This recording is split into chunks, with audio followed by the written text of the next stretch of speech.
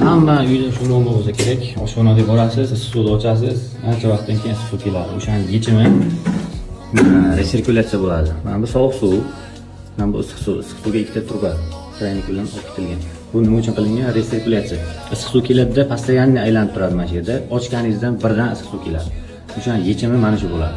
Kutib o'tirmaysiz 1 minut, 2 minutlar. Vannada ham xuddi shunaqa.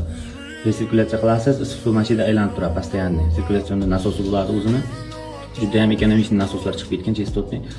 Mana shuni qo'yasiz, issiq suv har doim ochganingizdan birdan issiq suv kelishni boshlaydi. Aristondan bo'ladimi, boilerdan bo'ladimi, koteldan bo'ladimi, birdan issiq suv mashina aylanib turadi har doim. Bu juda qulayligi ko'p. Hammaga mana shunaqa sistema qildirishini tavsiya qilaman.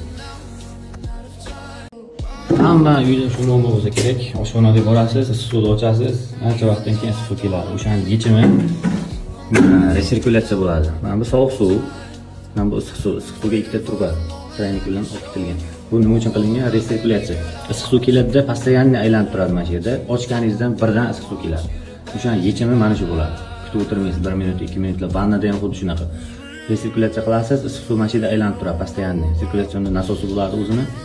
Juda ham ekonomik nasoslar chiqib ketgan chestotni. Mana shuni qo'yasiz, issiq suv har doim ochganingizdan birdan issiq suv kelishni boshlaydi. Aristondan bo'ladimi, boilerdan bo'ladimi, koteldan bo'ladimi, birdan issiq suv mana shu yerda aylanib turadi har doim. Bu juda qulayligi ko'p. Hammaga mana shunaqa sistema qildirishini tavsiya qilaman.